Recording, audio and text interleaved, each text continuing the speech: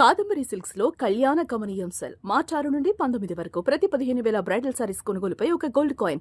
Welcome to Suman TV. నేను మీ సీమ. మనం అయితే ఇప్పుడు విజయనగరంలోని మొయిదా శివరాంపురం గ్రామంలో అయితే ఉన్నాము. ఇక్కడైతే మనం గులాబీ తోటలోకి వచ్చేసాము. ఈ గులాబీ తోటలోని అంటే ఇక్కడ రైతులతో మాట్లాడదాము. ఇది పంట ఎలా వస్తుంది, ఏంటి, దీనివల్ల ఏమన్నా అంటే ఈ మొక్కలు ఎలా వేస్తారు, సంవత్సరం మొత్తం కూడా ఉంటుందా, లేదంటే ఎన్ని సంవత్సరాల వరకు ఈ మొక్కలు అయితే ఉంచుతారు అనేది ఇక్కడ రైతు మాటల్లో అడిగి తెలుసుకుందాము.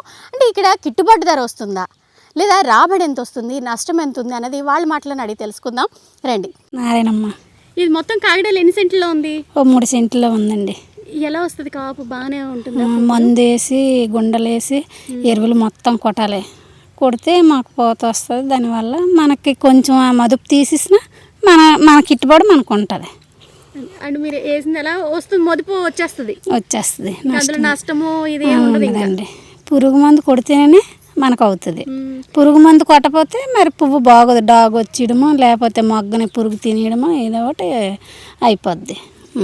ఎవరైనా అంటే పువ్వులు కొనడానికి సాగుకర్లు ఇక్కడికి వస్తారా? సాగుకూర మాకు వస్తారండి. ఇలా ఇక్కడ ఉన్న వాళ్ళకి అతను వస్తారు. ఆ చివరిని కూడా ఉన్నదంటే చివరిని ఉన్న వాళ్ళు వస్తారు. అక్కడ ఒక సాగుకూర వస్తారు. మా కళ్ళల్లోనే ఒక సాగుకూర విజయనగరం నుంచి వస్తారు. అతను ఎంతకు అమ్ముకుంటారో మరి. గులాబీలు అయితే 100 లెక్క, మాకైతే కేజీలు అయితే కేజీలు, 100 అయితే 100, గ్రాములు అయితే గ్రాములు కూడా ఇస్తారు డబ్బులు.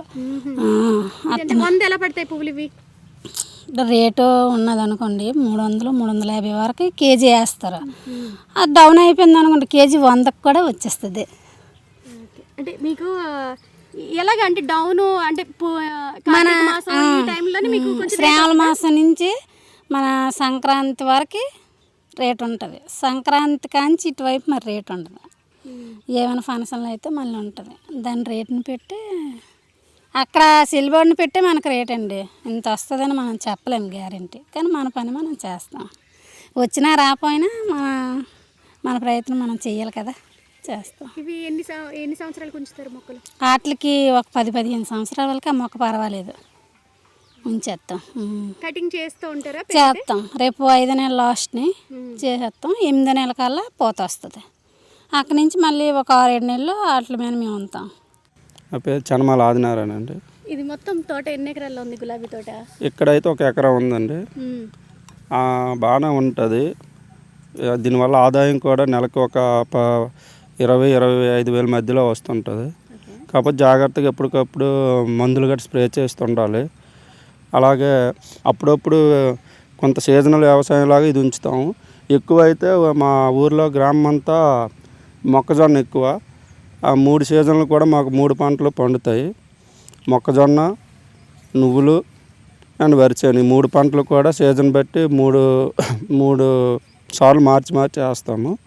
ఇవైతే ఈ పైరుగుడ్లు అంటే అప్పుడప్పుడు ఇలాంటి సైడ్ ఆదాయం కోసం గులాబీ వేసుకొని పండిస్తుంటాము. ఎక్కువైతే వ్యవసాయం అంతా మొక్కజొన్న ఎక్కువ. ఇప్పుడు మా గ్రామం అంతా మొక్కజొన్న ఉంది.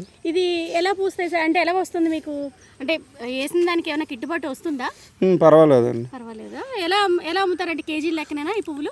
కేజీ లెక్కన కాదండి. 100 పువ్వులు 100 బట్టి ఎన్ని వందలు అయితే ఇప్పుడు 100కి 30 రూపాయలు అలా ఇస్తుంటారండి రైతుకి. ఇక్కడికి మనకి ఊర్లోకి వస్తారండి సావుకారులు. ఉదయాన్నే 5కి లేచి ఇవన్నీ కలెక్ట్ చేస్తాము. అతను వచ్చేసరికి మేమంతా రెడీ ఉంచితే అతను పట్టుకొని వెళ్ళిపోతాము. రోజుకి 2,000-3,000 పువ్వుల వరకు అవుతాయండి. దాన్ని బట్టి ఒక్కో సీజన్లో ఒక్కో రేట్ ఉంటుంది. ఆ రేటు బట్టి మనకి అమౌంట్ వస్తుంది.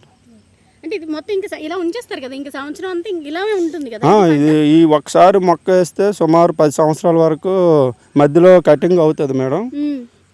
కొంత సంవత్సరంన్నరకి 2 సంవత్సరాలకు ఒకసారి మధ్యలో కట్ చేస్తే మళ్ళీ కొత్త చిగురులు వస్తాయి. ఒకసారి వేసామంటే 10-15 సంవత్సరాల వరకు చూడవసరం లేదు. మిగతా పంటలా కాదు, ఒక సంవత్సరంకి అయిపోద్ది, అలాగేమన్నా ఉండదు. ఈ పూత అయిపోయిన తర్వాత కొంత గ్యాప్ వచ్చినప్పుడు కటింగ్ అవుతాయి మొక్కలన్నీ. మళ్ళీ కొత్త చిగురు వచ్చి పువ్వులు బాగా పోస్తాయి. దీనివల్ల మనకి సంవత్సరం మార్చాం కాబట్టి మనకి ఆదాయం కనబడుతుంది. మీకు ఈ వ్యవసాయం మీదైనా ఆధారం ఇంకేమైనా చేస్తారా మీరు? జాబ్ ఏం లేదండి, వ్యవసాయ ఆధారం. దీనికి ఎరువులు వేయాలి మేడం. ఎక్కువ ఇలా గడ్డి ఉంటే మధ్యలో దాన్ని చుట్టూ పాడి కట్టి మన్ను అలాగా దానికి చేర్పుగా వేసి ఎప్పటికప్పుడు దాన్ని సంరక్షణ చేస్తూ ఉండాలి. లేదంటే ఈ గడ్డి ఎక్కువైపోతే మొక్కకి రక్షణ దాని తాలూకు సత్తు ఉండదు. కాబట్టి ఎప్పటికప్పుడు మొక్క చుట్టూ క్లీన్ చేస్తూ ఉండాలి. మెడంతా తవ్వకపోయినా కలుపు తీయకపోయినా మొక్క చుట్టూ అయినా కలుపు తీస్తూ ఉండాలి ఎప్పటికప్పుడు. మళ్ళీ అలాగే 10 రోజులకి 15 రోజులకి ఒకసారి పక్కాగా మందులు స్ప్రే చేస్తుండాలి. పువ్వులు లేదంటే పురుగు వచ్చేయడం ఇదిగోండి కొన్ని చోట్లలాగా ఇలా ఉంటాయి. స్ప్రే చేస్తుంటే అవి మళ్ళీ బాగా వికాసంగా బాగా వస్తాయని చెప్తాను కదా. ఆహ్లాదకరమైన వాతావరణంలో మొయిదా శివరాంపురం గ్రామంలో అయితే ఈ గులాబీ తోట నిజంగా చాలా ముగ్ధ మనోహరంగా ఉన్నాయి. ఈ పువ్వులు చాలా ఆహ్లాదకరంగా ఉన్నాయి. అంటే ప్రశాంతకరమైన వాతావరణంలో ఇదంతా విలేజ్ మొత్తం కూడాను ఈ విలేజ్ నిజంగా అట్మాస్ఫియర్, ఈ పూల మొక్కలు నిజంగా చాలా ఆహ్లాదకరంగా ఉంది ఈ ప్లేస్ అని అయితే చెప్పొచ్చు.